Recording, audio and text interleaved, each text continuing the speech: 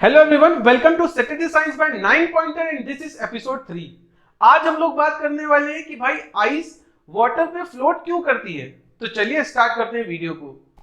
जैसा कि हम सभी जानते हैं, ज्यादातर सॉलिड अपने लिक्विड में सिंक कर जाते हैं, यानी डूब जाते हैं। अब ऐसा क्यों है? बिकॉज डेंसिटी जो है सॉलिड की वो ज्यादा होती है लिक्विड से, लेकिन आइस के केस में ऐसा नहीं है। अब हमें ये समझना है कि आइस की डेंसिटी वाटर से कम कैसे हो जाती है। तो इसको समझने के लिए चलते हैं एटॉमिक लेवल पे। बेसिकली हमें क्या पता है, H2O क्या है, मॉलिक्यूलर फॉर्मूला है। अब अगर आप इसको देखोगे तो एक्चुअल में वहां क्या हो रहा है, एक ऑक्सीजन 4 हाइड्रोजन एटम्स के साथ कांटेक्ट में होता है। अब आप बोलोगे सर हमने तो H2O बोला, फिर चार हाइड्रोजन के साथ कैसे कांटेक्ट में है? बताता हूं, समझो। होता क्या है, जो दो हाइड्रोजन एटम ऑक्सीजन एटम के पास में होते हैं वो बनाते हैं कोवेलेंट बॉन्ड, और जो थोड़ा दूर होते हैं वो फॉर्म करते हैं हाइड्रोजन बॉन्ड। ठीक है। अब यहां पे एक चीज हो रही होती है, ये जो हाइड्रोजन बॉन्ड है ये बार बार बनते हैं और ब्रेक होते हैं। यानी ये जो हाइड्रोजन बॉन्ड है बेसिकली यहां पे एक ऑक्सीजन एटम जो है वो हाइड्रोजन को शेयर कर रहा होता है। समझ आई बात? तो इसकी वजह से क्या है, ये मूवमेंट है, यानी कि एक बार दूसरे ऑक्सीजन आइटम के साथ बना रहे हैं, फिर दूसरे ऑक्सीजन आइटम के साथ बना रहे हैं, तो क्या है, बेसिकली मूव करता जाता है, यानी यहाँ पे काइनेटिक एनर्जी है।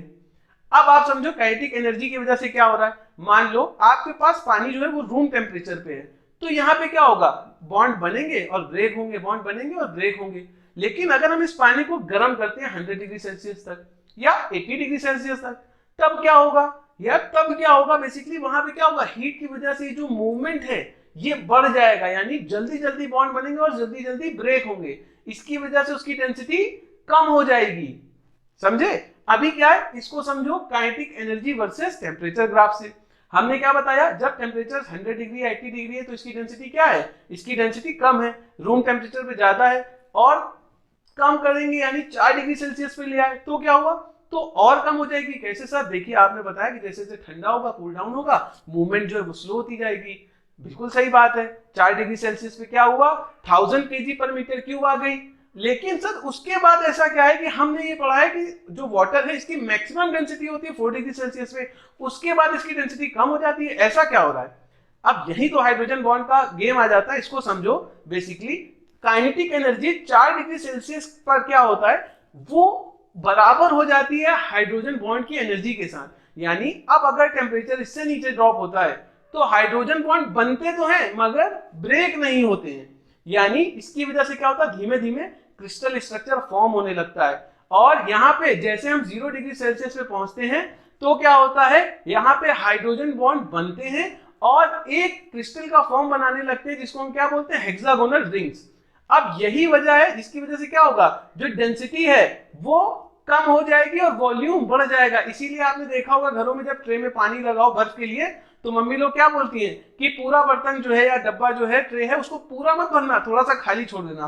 क्यों? क्योंकि जो पानी है वो जब आइस बनता है तो क्या होता है, थोड़ा सा वॉल्यूम उसका बढ़ जाता है। आप समझ आ रहे हैं वो वॉल्यूम क्यों बढ़ता है? Because of this hydrogen bond और ये जो क्रिस्टल स्ट्रक्चर फॉर्म हो रहा है।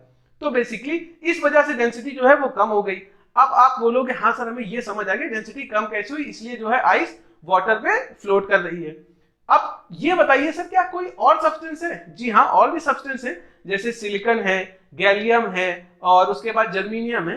इस तरह के और भी सब्सटेंसेस हैं जो कि अपने लिक्विड में फ्लोट करते हैं। आई होप आपको समझ में आ गया होगा कि आइस पानी पे फ्लोट क्यों करती है, और उसके साथ ये भी समझ में आ गया होगा कि डेंसिटी किस तरह से वाटर से कम हो जाती है आइस की, और उतना ही अमाउंट ऑफ वाटर का वॉल्यूम जो है आइस का, वो आइस का वॉल्यूम ज्यादा हो जाता है। क्यों? ये सारे रीजन आपको समझ में आ गए होंगे। स्क्रीन पे आ रहे QR कोड को जल्दी से स्कैन करो, हमारे टेलीग्राम ग्रुप से जुड़ जाओ। मिलते हैं आपसे अगली वीडियो में। आडियोस।